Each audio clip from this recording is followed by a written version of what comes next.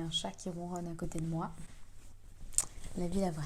Bonjour et bienvenue dans cette nouvelle vidéo. Aujourd'hui on se retrouve pour une vidéo dans laquelle je vais vous parler de mon expérience avec le sucre, on va dire, et de la raison pour laquelle je vous parle autant de sucre. Pourquoi est-ce que c'est un sujet qui me tient autant à cœur? Pourquoi est-ce que je suis aussi sévère, on va dire, un petit peu avec le sucre? Et voilà, l'idée de cette vidéo, c'est vraiment de vous partager mon expérience pour vous expliquer d'où je viens, comme je l'ai dit, pourquoi je vous parle autant de ça. Pour que peut-être vous puissiez vous identifier, peut-être que ça vous parle, que vous vous dites « Ah mais moi je vis la même chose » ou « J'ai vécu la même chose » ou voilà. Et aussi un peu pour vous rassurer, peut-être pour vous dire que si j'ai réussi moi à me sevrer du sucre, vu la situation dans laquelle j'étais, c'est qu'a priori vous pouvez y arriver. Donc voilà, c'est parti pour cette vidéo.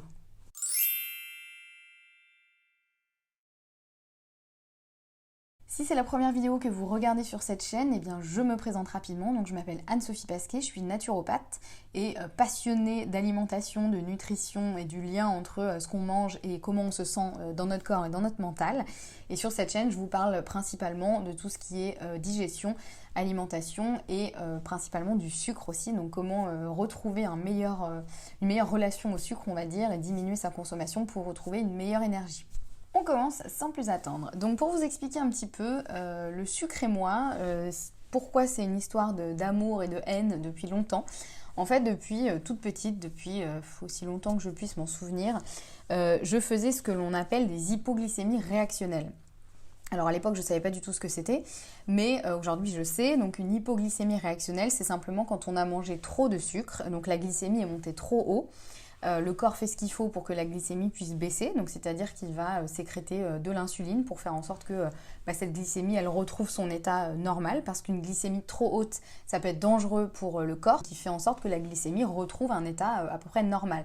Sachant que c'est normal que la glycémie monte quand on mange des aliments, puisque de toute façon les aliments qu'on va consommer, la plupart vont se transformer finalement en sucre une fois la digestion effectuée.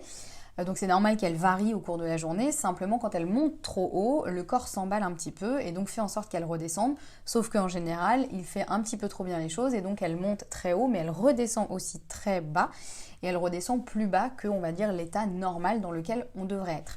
Donc une hypoglycémie réactionnelle, comme son nom l'indique, c'est simplement que du coup on n'a plus assez de sucre dans le sang, mais réactionnel c'est parce que c'est pas juste comme ça arrive comme ça alors qu'on n'a rien fait, c'est parce qu'on a mangé trop de sucre auparavant, donc la glycémie est montée trop haut, puis elle est redescendue trop bas, donc c'est une réaction et donc c'est une hypoglycémie réactionnelle. Donc c'est simplement pour vous expliquer la différence, c'est pas une hypoglycémie spontanée on va dire, qui pourrait arriver là dans le cas de par exemple de personnes qui souffrent de diabète ou vraiment de vrais problèmes de glycémie du pancréas, etc. puisque c'est lui qui sécrète l'insuline.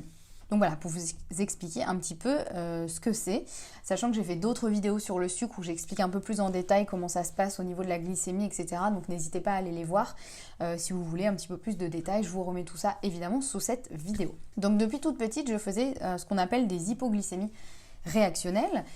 Sauf qu'à l'époque, je ne savais pas ce que c'était. Donc simplement, ça se manifestait comment? Ça se manifestait par d'un coup. En général, ça arrivait assez rapidement, en quelques minutes. Je me sentais hyper faible, au bord de tomber dans les pommes. J'avais hyper faim, surtout envie de sucre. Et vraiment, je sentais que si je mangeais pas quelque chose dans la minute, potentiellement j'allais tomber dans les pommes. Alors je ne suis jamais tombée dans les pommes, donc ce qui fait que à la fois c'est une bonne chose parce que c'est quand même pas très agréable, mais en même temps, étant donné que je ne tombais pas dans les pommes, c'est pas qu'on me prenait pas au sérieux parce que voilà, mes parents voyaient bien que j'étais pas forcément bien, mais comme j'avais pas de soucis, je tombais pas dans les pommes, j'avais pas de soucis de diabète, on a quand même vérifié que j'avais pas des soucis sérieux on va dire. Du coup, on me prenait pas trop au sérieux quand ça arrivait, c'était un peu, écoute, va t'asseoir ou va t'allonger et puis ça va aller mieux. Et on pensait pas forcément, parce qu'à l'époque on savait pas ce que c'était, donc moi la première je n'y pensais pas et mon entourage pensait pas forcément à me donner quelque chose à manger pour essayer de remonter un peu ma glycémie, enfin voilà, c'était un peu, ça arrivait comme ça et puis on n'y peut rien. Sauf que moi ça me mettait vraiment dans un état de détresse profonde parce que je me sentais tellement mal. Si vous avez déjà vécu ça, vous voyez peut-être de quoi je parle, c'est vraiment une sensation de malaise qui peut être vraiment importante, surtout quand on est enfant et que voilà, on comprend pas forcément ce qui nous arrive. Maintenant avec le recul, quand ça m'arrive, alors ça m'arrive quasiment plus, mais quand ça peut encore m'arriver, je suis capable de prendre un peu de recul et de me dire bon ça va aller, tu sais ce qui t'arrive donc t'inquiète pas, voilà. Mais quand on est enfant et qu'on comprend pas trop ce qui se passe, moi d'un coup juste je me sentais hyper mal, faible, un peu des sueurs froides, du chaud, du froid, j'avais l'impression que j'allais tomber dans les pommes, je me sentais mais vraiment mais raplapla, je tremblais et puis j'avais cette espèce de d'un coup je me retrouvais dans un état de j'aurais pu mordre quelqu'un quoi, j'étais hyper sur les nerfs, pas bien du tout, hyper réactive à tout ce qui m'arrivait, donc si on me disait quelque chose qui me plaisait pas, je pouvais partir dans tous les sens, alors qu'en temps normal, non. Donc voilà, vraiment cet état un peu de détresse, c'est vraiment le mot qui me vient, et quand je m'en souviens, c'était vraiment ça, et comme je comprenais pas ce qui m'arrivait, je me disais, mais qu'est-ce qui se passe? Ça a l'air d'arriver que à moi, les autres ont pas l'air de s'inquiéter, donc je comprenais vraiment pas, mais c'était devenu vraiment une angoisse un peu au quotidien, puisque j'avais peur de me retrouver dans cet état-là. Et ça m'arrivait quasiment tous les jours. Donc ça, je vous parle de ça à l'époque où j'avais moins de 10 ans, je pense. Et ça m'a suivi pendant très très longtemps, jusque je me souviens au lycée, notamment en fin de matinée, vers 11h, 11h30, j'étais au ras des pâquerettes. Et mes amis savaient très bien qu'il fallait pas me parler trop à ce moment-là, que tant que j'avais pas déjeuné, il fallait pas trop me parler. Vraiment, j'étais plus là en fait. J'étais même pas capable d'avoir une conversation normale. En fait, j'étais mais complètement vidée, complètement partie. Voilà, mais encore une fois, sans tomber dans les pommes. Donc du coup, les gens se disent bon bah ça va, ça a l'air d'aller, elle tient debout. Voilà. Donc du coup, c'était vraiment une sensation pas du tout agréable. Mais en même temps, je me doutais quand même, je comprenais au fil du temps, j'ai compris que c'était que c'était la faim en fait, mais je pensais que c'était normal de se sentir comme ça quand on avait faim. Je pensais que tout le monde, voilà, quand on a faim, d'un coup on se sent hyper mal, hyper faible, etc. J'ai compris plus tard que non, ce n'est pas normal de se sentir comme ça, mais à l'époque en tout cas je savais pas trop quoi faire. Donc voilà, je vous explique ça pour, peut-être ça va vous parler, peut-être que vous avez vécu ce genre de choses, soit plus jeune, soit maintenant, enfin voilà, vous voyez un petit peu ce qu'est une hypoglycémie réactionnelle et à quel point ça peut vraiment impacter le quotidien et ça peut mettre vraiment dans un état de malaise profond. Donc il y avait à la fois ça, et puis à la fois, depuis aussi assez jeune, je dirais, j'ai toujours été plutôt gourmande. Et surtout, j'aimais beaucoup le sucre. J'étais vraiment très attirée par tout ce qui est sucré, et surtout le chocolat, les pâtisseries. Je me souviens quand j'étais plus jeune, je me faisais des goûters en rentrant de l'école avec du 4 quarts, donc un gâteau du 4 quarts industriel. Donc une tranche comme ça avec la même quantité de Nutella par exemple, voilà, et donc je pouvais manger ça, une, deux tranches comme ça. Et puis plus j'ai grandi, plus j'étais vraiment attirée par les pâtisseries. Et à tel point que c'est un peu devenu en fait une obsession. Je ne pensais plus qu'à ça. En fait, mon passe-temps favori, c'était d'aller à la Fnac, au rayon livres de recettes, et livres de recettes de dessert évidemment, d'en acheter plusieurs, et puis ensuite de tester toutes les recettes du livre, ou en tout cas ma mère se moquait de moi assez souvent parce que je feuilletais les livres et je notais par un petit post-it les recettes que je voulais tester. Sauf qu'à la fin, il y avait des marque-pages quasiment à toutes les pages. Donc voilà, pour vous dire un petit peu à quel point j'étais vraiment obnubilée par ça. J'adorais cuisiner, tester des nouvelles recettes et tout, et évidemment, principalement, les manger ensuite. Donc voilà, en fait c'était un plaisir, mais qui est devenu, j'ai senti en fait un peu ce moment où c'est vraiment devenu une obsession. Et alors j'ai pense pas vraiment avoir souffert dans ma vie de ce qu'on appelle des troubles du comportement alimentaire. J'ai jamais vraiment fait de boulimie ou d'anorexie, ou voilà. Mais je sentais que là j'avais un rapport avec la nourriture qui était quand même pas très sain, et que voilà, ça me pesait en fait, ça commençait vraiment à me peser parce que je me rendais compte que c'était quand même pas très normal d'être autant obsédée par ça. C'était plus vraiment un plaisir ou une passion, c'était vraiment devenu une obsession. Et surtout, je crois que ce qui m'a un peu marqué, c'est que je me suis rendu compte quand même il y a un jour où, comme je sentais qu'on commençait un peu à me juger parce qu'effectivement j'étais tellement passionnée de pâtisserie, etc., je crois qu'une fois j'ai dû me cacher pour aller manger une pâtisserie, et là je me suis dit là c'est pas normal, et là je pense que vraiment j'étais pas loin du trouble du comportement alimentaire. Donc là ça m'a un petit peu fait prendre conscience de pas mal de choses, et du coup j'ai eu un peu un dégoût d'un coup de tout ce qui était pâtisserie, etc., parce qu'en plus je me rendais compte quand même que on mettait, dans les pâtisseries traditionnelles, on mettait quand même une énorme quantité de sucre. Enfin voilà, je commençais vraiment à avoir une conscience de me dire ça me parle pas trop quand même tout ça. Et je sentais qu'il fallait que je réagisse parce que c'était en train de prendre un peu le contrôle de moi-même, quoi. Là c'était vraiment, effectivement, j'étais plus trop capable en tout cas de résister à ça. Et puis je sentais que ça me faisait pas du bien, parce que encore, voilà, si je me sentais hyper bien et que ça me faisait du bien de faire tout ça, bon bah pourquoi pas, mais là vraiment je sentais qu'il y avait un côté voilà, qui me plaisait pas trop. Je vous raconte tout ça aussi, voilà, pour peut-être si vous êtes dans cette situation ou si vous avez vécu ça, pour que vous puissiez un peu comprendre aussi. Et la raison pour laquelle aujourd'hui je suis tant obsédée par le sucre, mais dans le sens un peu sévère avec le sucre, c'est parce que je me rends compte en fait que tout ça c'était très très lié à ça en fait, et que le sucre appelle le sucre, et qu'une fois qu'on est tombé dans une espèce d'addiction au sucre, c'est un peu un cercle vicieux dont il peut être assez difficile de sortir. Alors c'est pas impossible, hein, si j'ai réussi à le faire, croyez-moi, c'est que c'est possible. Après moi j'ai pas trop été attirée par tout ce qui est soda, les bonbons, etc. C'était pas trop mon truc, moi c'était vraiment plus le chocolat et la pâtisserie. Et qui dit pâtisserie au chocolat, évidemment, hein. Si on me proposait une tarte aux fruits, ça me passionnait pas. Donc voilà, pour vous dire un peu, après, peut-être vous êtes dans ce cas-là, peut-être vous, votre truc c'est les sodas, les bonbons, je sais pas, ou d'autres choses. C'est pas ça l'important, c'est juste pour vous montrer un peu. Je pense que c'est peut-être là aussi où c'est important de se poser la question quand vraiment est-ce que c'est un plaisir ou est-ce que c'est en train de devenir une obsession et une addiction. Donc les signes qui peuvent aussi amener à se poser un peu des questions, c'est quand vraiment vous ne pensez qu'à ça. Que si vous n'avez pas ça dans votre journée, il vous manque vraiment quelque chose. Et comme je vous ai dit, moi je m'en suis rendu compte aussi le jour où vraiment je me suis allée me cacher pour manger une pâtisserie, parce que je sentais qu'on commençait un peu à me juger.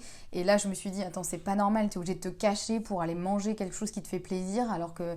Enfin voilà, du coup, c'est qu'il y a une notion où c'est peut-être plus très normal. Et pourtant, mon entourage était très bienveillant, hein. J'ai pas du tout eu un entourage jugeant ou quoi. Là, je pense juste qu'effectivement, c'était normal un petit peu que les gens commencent, que ma famille commence un peu à tiquer et à se poser des questions, parce que, comme je vous l'ai dit, mon plaisir était vraiment devenu un peu obsessionnel, quoi. Donc là, c'était plus très normal. Donc voilà, donc ça, je vous raconte ça un petit peu pour vous expliquer un peu d'où je viens, et puis du coup, vous expliquer aussi où j'en suis aujourd'hui.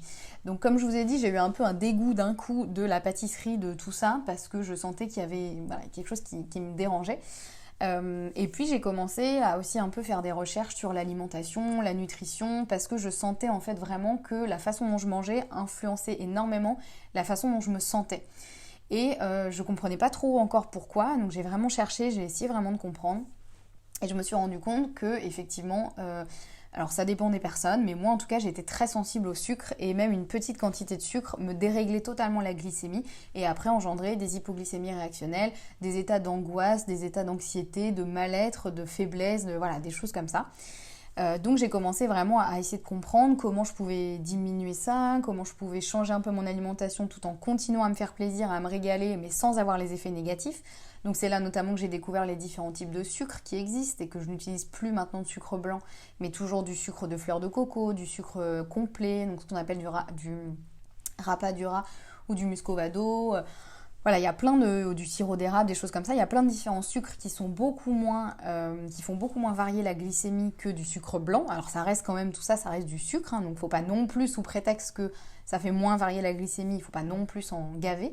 Mais voilà, j'ai découvert ça, j'ai découvert vraiment plein de choses, tout le concept d'index glycémique, d'association alimentaire. Enfin voilà, c'était un peu un nouveau monde qui s'ouvrait à moi. Donc ça, je vous en parle aussi dans d'autres vidéos, donc je vais pas tout détailler ici, mais pour vous montrer un peu le cheminement par lequel j'ai progressé, on va dire. Et aujourd'hui, du coup, j'en suis où ? Aujourd'hui, j'estime que vraiment je suis sevrée de cette addiction au sucre, parce que déjà, je n'ai plus, ou vraiment, mais quasiment plus, d'hypoglycémie réactionnelle. Et en général, quand ça m'arrive, je sais pourquoi. C'est-à-dire, je sais que quelques heures avant, j'ai mangé quelque chose de trop sucré, voilà, donc je suis pas étonnée, quoi. Je sais en tout cas pourquoi ça m'arrive. Et puis surtout aujourd'hui, tout ce qui est sucré en fait m'attire déjà beaucoup moins. Alors je reste quand même très gourmande, j'aime beaucoup me régaler, j'adore aussi, j'apprécie toujours un bon goûter. Surtout quand c'est fait avec les pâtisseries de ma copine Marie du compte Sweet and Sour, je vous remets son compte sous la vidéo. Si vous aimez les pâtisseries, elle est vraiment top, parce qu'elle fait des pâtisseries hyper bonnes, hyper jolies, et en plus avec vraiment des ingrédients de qualité. Toujours des sucres complets, des choses comme ça. Donc moi j'adore quand elle me fait des pâtisseries et qu'on partage un bon goûter toutes les deux. Donc j'ai vraiment toujours cette notion de gourmandise et ça c'est important et je voulais vraiment le noter aujourd'hui parce que je veux pas que vous pensiez que si on arrête le sucre ça veut dire qu'on se régale plus du tout. C'est un peu l'idée moi que j'avais à la base et qui m'a freiné un peu à me sortir de cette addiction au sucre. Parce que je pensais que du coup j'allais plus du tout me régaler et plus manger de pâtisseries, de choses bonnes qui me faisaient plaisir. Alors qu'au contraire aujourd'hui j'apprécie toujours un bon goûter, une bonne pâtisserie, mais pas forcément tous les jours. Et c'est pas du tout une obsession. Et si j'ai pas ça dans ma journée, tout va bien, c'est pas grave et c'est pas du tout un problème. Je peux, en fait, vraiment aujourd'hui, je peux manger des choses sucrées quand je l'ai décidé, mais pas parce que mon corps me le réclame et que j'ai pas le choix de lui donner. Donc c'est ça aussi qui a changé et qui est quand même beaucoup plus agréable. J'aime quand même, alors oui, le chocolat, ça je continue à en manger quasiment tous les jours. Mais toujours du chocolat noir et de qualité, donc vraiment des choses qui sont hyper bonnes, hyper fines, et du coup je m'enfile pas la tablette en entier, parce que, pas parce que je me retiens, mais vraiment parce que j'en ai pas besoin en fait, vraiment un ou deux carrés ça me suffit. Et j'ai pas de frustration. C'est vraiment ça qui est important. Si aujourd'hui vous vous dites mais je pourrais jamais me sortir de cette addiction au sucre sans être super frustrée, sans être triste, eh bien rassurez-vous, vraiment c'est possible. Moi je pensais ça quand j'étais obsédée par les pâtisseries, je me disais que je pourrais jamais m'en passer de toute ma vie, que c'était pas possible. Et vraiment aujourd'hui je peux vous affirmer que ça s'est fait en douceur. Alors ça prend du temps, il m'a fallu plusieurs années pour vraiment ancrer cette nouvelle façon de vivre, on va dire, et que ça se passe, mais à chaque fois ça s'est fait vraiment en douceur et sans voilà, grosse frustration contre laquelle il faut lutter pendant des jours ou des semaines. Et puis aussi, une des choses vraiment hyper importantes pour moi, c'est que je me rendais compte aussi que le sucre me plombait mon énergie. Vraiment, le sucre me vidait de mon énergie. On dit toujours le sucre donne de l'énergie. Non, en fait, il donne un espèce de coup de boost qui retombe comme un soufflet. Et en fait, aujourd'hui, alors que je consomme beaucoup moins de choses sucrées et de choses raffinées, enfin voilà, qui à l'époque me déglinguaient complètement l'énergie et la santé, et bah aujourd'hui j'ai une énergie qui est beaucoup plus stable sur la journée, une énergie qui est meilleure aussi, et j'ai plus de grosses fringales, de gros coups de barre, ou alors encore une fois si j'en ai, je sais pourquoi, et je sais que c'est parce qu'effectivement là je me suis fait un peu plaisir, et bon bah après il faut rééquilibrer tout ça, mais je sais aussi comment rééquilibrer tout ça, donc ça c'est vraiment en fait, c'est vraiment reprendre un petit peu le pouvoir sur son alimentation, mais dans le bon sens du terme. Pas dans le sens hyper contrôle, mais vraiment juste de savoir en fait que ce qu'on mange, pourquoi on le mange, pour quelles raisons, faire du bien à son corps tout en faisant du bien à ses papilles, ça c'est important aussi. En gros, pour vous dire vraiment à quel point ma vie entière a changé depuis que j'ai réussi à sortir de cette addiction au sucre. Et encore une fois, ça s'est fait en douceur, avec gourmandise. Et c'est pour ça qu'aujourd'hui ça me tient tellement à cœur parce que j'étais tellement mal en fait quand j'étais dans ce truc où je comprenais pas ce qui m'arrivait et je maîtrisais plus rien du tout. Alors qu'aujourd'hui, voilà, je suis beaucoup plus sereine face à l'alimentation, j'ai vraiment un lien qui est beaucoup plus serein avec l'alimentation. J'ai vraiment envie de partager ça parce que j'aurais aimé à l'époque où j'étais tellement mal avoir quelqu'un qui m'explique en fait tout ça, qui me dise c'est normal, c'est pas de ta faute, voilà ce que tu peux faire, ça va bien se passer, tu vas pas devoir renoncer à toutes tes gourmandises, etc. Il faut juste remanier certaines choses, voilà. J'aurais aimé qu'on me rassure un peu à l'époque. Donc voilà, le but de cette vidéo, j'espère que ça a pu vous rassurer un peu. Quelle que soit la situation dans laquelle vous êtes aujourd'hui. Petite note à bene, évidemment, si vraiment vous avez des troubles du comportement alimentaire de type boulimie, anorexie ou que sais-je, c'est important malgré tout d'avoir un suivi médical. Là, moi, je vous parle de mon expérience à moi où je n'avais pas de troubles du comportement alimentaire, vraiment défini en tout cas, qui nécessitait un suivi médical. Mais si c'est votre cas, évidemment, n'hésitez pas à vous faire suivre. Et voilà, en dehors de ça, j'espère que cette vidéo aura pu vous inspirer, vous rassurer aussi peut-être. Et puis bien sûr, n'hésitez pas à aller voir mes autres vidéos sur le sujet où je vous donne des idées de petits déjeuners adaptés donc pour avoir une bonne énergie sur la journée, des idées aussi d'encas gourmands et qui vont pas vous dérégler totalement la glycémie. J'ai également un programme entier qui est dédié au fait de sortir de la dépendance du sucre. Je vous remets tous les liens donc sous cette vidéo, mais voilà, si vous souhaitez être accompagné aussi dans votre sortie, on va dire, un petit peu de l'addiction au sucre, je suis aussi là pour ça. Et donc du coup, n'hésitez pas à regarder les liens que je vous ai mis sous cette vidéo, me contacter. Je vous remets aussi l'email sur lequel me contacter, etc. Et puis aller voir mes autres vidéos sur le sujet. Et si vous avez des questions, vous pouvez me trouver donc sur Instagram, en newsletter aussi. Je vous remets le lien aussi sous cette vidéo. Et puis voilà, nous on se retrouve très bientôt pour une prochaine vidéo sur le sucre, évidemment. Prenez soin de vous, à bientôt.